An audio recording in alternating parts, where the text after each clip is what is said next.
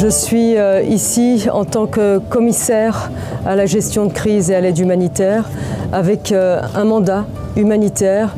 J'ai été effectivement mandatée par les ministres des Affaires étrangères des 27 pour me rendre dans la région des Grands Lacs et établir un rapport ensuite concernant la situation humanitaire qui s'est aggravée dans cette région ces derniers mois.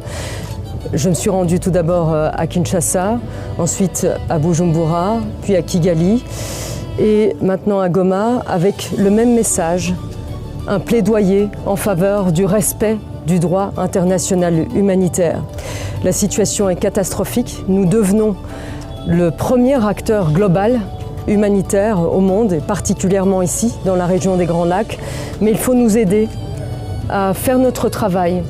Et nous avons de plus en plus des violations flagrantes du droit international humanitaire.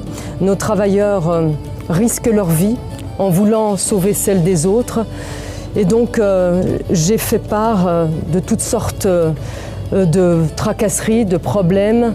Et je me fais le relais ici des ONG internationales, des agences des Nations Unies qui travaillent difficilement ici et dans les camps de réfugiés de la région pour alléger les souffrances. Je me suis moi-même rendue dans les camps de transit, j'ai moi-même recueilli les témoignages.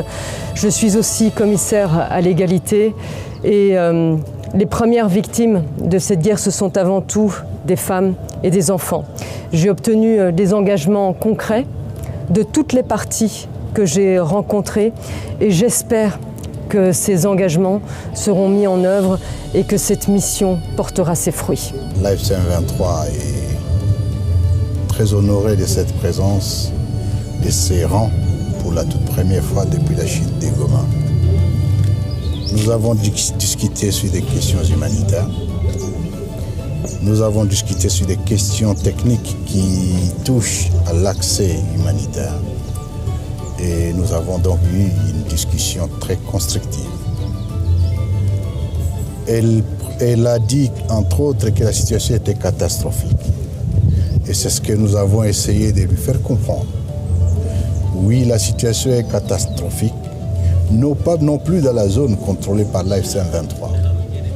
Aujourd'hui, si on doit parler de situations catastrophiques, ça se trouve à Minembwe, ça se trouve à Uvira, ça se trouve surtout à Beni et à Ituri, où il y a des massacres, il y a des attaques, et il y a tout ce qu'il y a. Nous avons donné à Madame la commissaire l'assurance que la zone sous contrôle AFC M23, c'est la zone la plus sécurisée du pays désormais. L'accès humanitaire sera garanti.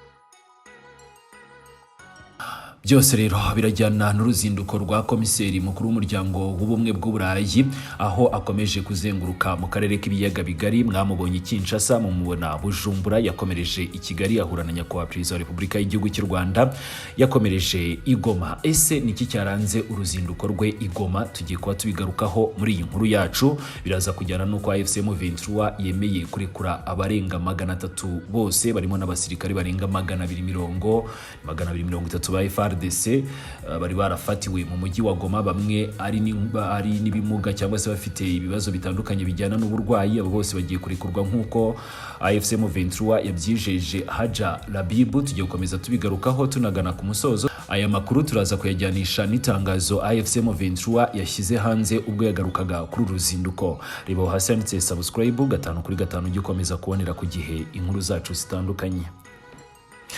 Ni kuri uyu wa 20 Gashyantare 2026 Goma habereye inama ifite uburemere bukomeye. Ni ku rwego rwa diplomasi n'ubutabazi mpuzamahanga. Ni komiseri mukuru w'umuryango w'ubumwe bw'Uburayi ushinzwe imicungire y'ibibazo by'ubutabazi byihutirwa Haja Labibu yahuriye i Goma n'ubuyobozi bwa AFC M23 buyobowe na bwana Colonel Nanga. N'uruzinduko rwari rumaze iminsi rutegurwa, rwatangiriye i Kinshasa rukomereza Bujumbura rukomereza i Kigali n'imbere yo kugera i Goma ahafatwa nk'icyicaro cy'ibibazo bikomeye by'umutekano n'ubutabazi mu burasirazuba bwa Repubulika Iharanira Demokarasi ya Kongo. Haji Labib yavuze ko yoherejwe n'abaminisitiri b'ububanyi n'amahanga b'ibihugu 27 bigize umuryango w'ubumwe bw'Uburayi kugira ngo asuzume mu buryo butaziguye uko ubuzima bw'abaturage buhagaze muri aka karere. Ni mu magambo ye wanatangiye ukurikira yagize ati nahawe inshingano zo kuza mu karere k'ibiyaga bigari no gukora raporo ku kibazo cy'ubutabazi cyarushijeho gukomera mu mezi ashize. Nageze i Kigali, i Bujumbura, i Kigali, none ndi hano i Goma. Mfite ubutumwa bumwe gusa, gusaba ko amategeko mpuzamahanga agenga intambara yubahirizwa. Ubu butumwa bwe bwibanze kandi kukubahiriza itegeko mpuzamahanga ry'ubutabazi, no kuvuga International Humanitarian Law, ni mu gihe impande zishyamiranye zishinjanya ihohoterwa rikorerwa abasivile. Ni nyuma y'iyo nama yahuje impande zombi, Corneille Nangaa yatangaje icyemezo gikomeye cyane.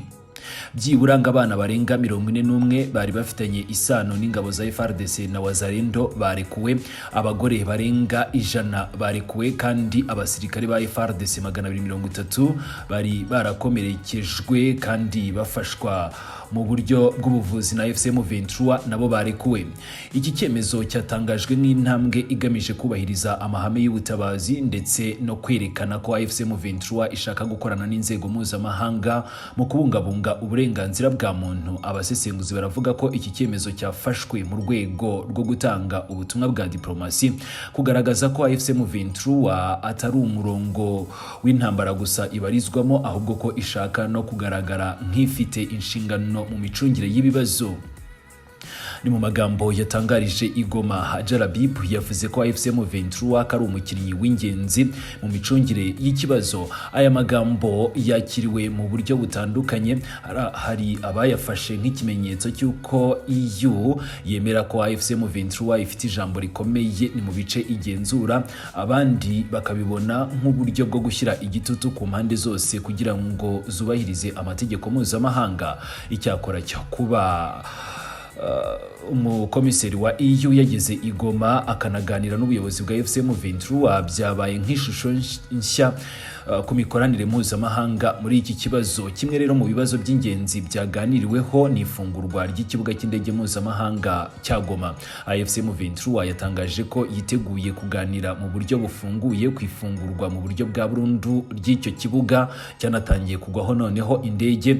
Ifungurwa ngo rirasaba kwita ku mutekano, imiyoborere ndetse n'ibikoresho. Kizafungurwa ariko nanone ngo kikazakomeza kuyoborwa na FCM 23. Uyu mutwe wavuze ko hari abagiye baganira ku bibazo bitandukanye bijyana n'ibice bigenzurwa na FCM 23, ariko nanone ngo kuri ubu ngubu umuryango w'ubumwe bw'Uburayi washyize imbere ibijyanye no gukomeza gushyira mu bikorwa ibijyanye n'ifungurwa ry'icyo kibuga cy'indege. Ni nyuma y'uko nk'Ubufaransa bwabiganiriyeho na Kigali, Kinshasa cyo kimwe na FCM 23. Iyi ngingo ngo ni ingenzi kuko ikibuga cy'indege cya Goma kirafatwa nk'ingenzi cyane mu bikorwa by'ubutabazi, ubwikorezi bw'abantu n'ibikoresho ndetse no ku rwego rwa gisirikare. Ni mu ijambo rye ry'icyubahiro, Bwana Corneille Nangaa yashimye umukomiseri wa EU kuba yafashe icyemezo cyo kugera i Goma nubwo hari ibibazo by'umutekano ndetse n'imyumvire itandukanye. Nawe yagize ati kuba waje ahangaha i Goma ni igikorwa gikomeye cyane kandi cy'ubutwari. Uruzinduko rwawe ruragaragaza ubushake bwo kumva no gusobanukirwa ukuri ku bibera hano mu burasirazuba. Yongeyeho ko uruzinduko rwe ko rushobora kurenga imyumvire y'inyuma rugashyira imbere ukuri n'icyubahiro cya buri muntu, kandi ngo ni iby'agaciro no kuba ubumwe bw'Uburayi noneho bwamenya neza ibibera ku butaka. Uru ruzinduko rufite ubutumwa bukomeye ni ku nzego mpuzamahanga. EU irimo gukora raporo yihariye ku kibazo cy'ubutabazi mu karere. FCM 23 irimo kugaragaza ko ishaka kugaragara nk'umufatanyabikorwa mu biganiro. Ifungurwa ry'ikibuga cy'indege cya Goma rishobora kuba imwe mu ntambwe zifatika ziganisha kukorohereza ibikorwa by'ubutabazi. Abasesenguzi baravuga ko uru ruzinduko rushobora kugira ingaruka mu biganiro birimo gukorwa ku rwego rwa diplomasi, cyane cyane ni mu gihe amahoro akomeje gushakirwa mu nzira zitandukanye.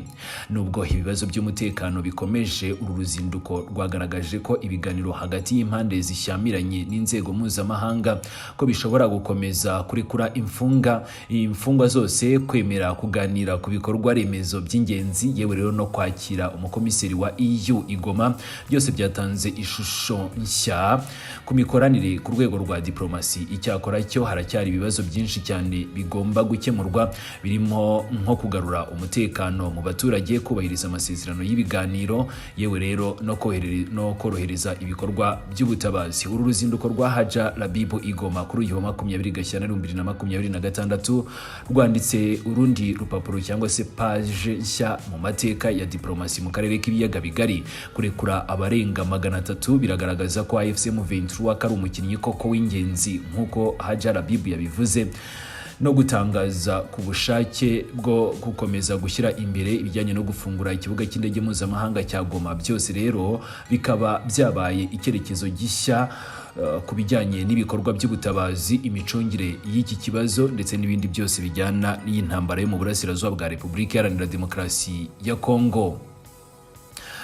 Hasigaye kureba rero niba aya magambo yavugiwe i Goma azakurikirwa n'ibikorwa bifatika ku butaka, ku buryo koko ibijyanye n'amahoro tugomba gukomeza kubibona. Ni nyuma rero y'aya makuru AFC M23 nayo yaje gushyira hanze itangazo. Iryo tangazo n'ubundi rirajyana n'uruzinduko rwa Madamu Haja Labib, komiseri w'umuryango w'ubumwe bw'Uburayi ushinzwe ibijyanye no gukurikirana ibibazo, imicungire y'ibiza ndetse n'uburinganire. Iryo tangazo batangiye bagira bati, Madamu Haja Labib ni komiseri w'umuryango w'ubumwe bw'Uburayi ushinzwe kwitegura ibibazo, imicungire y'ibiza ndetse n'uburinganire. Yagiranye inama kuri uyu wa gatanu tariki ya 20 Gashyantare 2026 i Goma n'ubuyobozi bwa AFC M23. Baganiriye ku bibazo by'ubutabazi muri Repubulika Iharanira Demokarasi ya Kongo, by'umwihariko hano mu mujyi wa Goma. Ati yashimangiye ko hakenewe kongera imbaraga ni mu bufatanye hagati ya AFC M23 n'umuryango w'ubumwe bw'Uburayi, bagakora ibikorwa by'ubutabazi hagamijwe kurushaho kwita ku baturage ba Kongo bamaze imyaka myinshi cyane bahura n'ingaruka z'intambara zigaruka kenshi. Yasabye kandi gufungura inzira z'ubutabazi, humanitarian corridor, gushyiraho komite ya tekinike ihuriweho, no kuvuga Joint Technical Committee. Agaragaza ibyo yiteze ku ifungurwa ry'ikibuga cy'indege mpuzamahanga cya Goma. Umuhuzabikorwa wa AFC M23 Colonel Nanga Yoberu yijeje uyu mukomiseri ko hari ubufatanye bunoze kandi buboneye hagati y'umuryango n'inzego z'ubutabazi ni mu duce tugenzurwa na AFC M23, ndetse ko hanashyizweho ingamba zo korohereza abaturage ni mu bijyanye n'imigenderanire, yewe rero no kwimuka. Yatangaje ko nyuma y'umwaka umwe bayoboye ibice bitandukanye by'uburasirazuba bwa Repubulika Iharanira Demokarasi ya Kongo ko hari intambwe zifatika zagezweho, zirimo nk'ubwo ngubwo guteza imbere umutekano ndetse no kuwuhamya mu buryo burambye. Hari ugufunga inkambi z'abimuwe mu byabo uretse abavuye muri Uvira kuri ubu ngubu bakiri mu buhungiro, gusenya bariyeri zose zari zarashyizweho na Wazalendo, FARDC na FDLR, gusubiza mu midugudu abaturage barenga 1,200,000 bari barimuwe hafi ya Goma. Izi ntambwe rero ngo zagize uruhare mu kongera umusaruro w'ubuhinzi mu karere. Ni nyuma y'uru ruzinduko rwa Madamu Haja Labib, AFC M23 yafashe icyemezo cyo kurekura abana 40 n'abagore 100 bari barafashwe mu burasirazuba bwa Repubulika Iharanira Demokarasi ya Kongo, kandi ngo barinjijwe mu ngabo za FARDC ni nyuma yo gufatwa na AFC M23 kugira ngo basubire mu miryango yabo. Uyu muryango kandi wanashyize ku rundi ruhande rw'umukomiseri w'Uburayi, aho bamwijeje ko hari abasirikare 230 ba FARDC bakomerekeye ku rugamba. Abo rero bakaba bari mu bitaro bya gisirikare bya Katindo bicungwa na AFC M23 kugira ngo bashobore kongera guhura n'imiryango yabo. AFC M23 igiye kubarekura nk'uko yabyijeje uyu mukomiseri. Ibiganiro bya tekinike ngo bizakomeza mu minsi iri imbere hagamijwe kunoza ndetse no gushimangira mu buryo bwo gukomeza gufatanya hagati ya AFC M23 n'umuryango w'abakora ibikorwa by'ubutabazi ni mu duce tugenzurwa na AFC M23. Binyuze rero muri komiseri, AFC M23 yagejeje yerekeje ku muryango w'ubumwe bw'Uburayi. Ishimwe ryayo rikomeye cyane ni ku nkunga zitandukanye uyu muryango w'ubumwe bw'Uburayi watanze. Ni mu gihe gikomeye igihugu kirimo inkunga igira akamaro mu buryo butaziguye cyangwa se buziguye. Abaturage barenga miliyoni 20 bakaba barakomeje kugenda bahura n'ibibazo bitandukanye, ariko nanone bakaba bizeye ubutabazi buzaturuka kuri uyu muryango. N'itangazo basoje bagira bati bikorewe i Goma kwa 20 Gashyantare 2026 ndetse ku bwa Alliance Fleuve Congo AFC M23. Bwana Lawrence Kanyuka umuyobozi w'ishami rishinzwe itumanaho niwe washyize umukono kuri iri tangazo.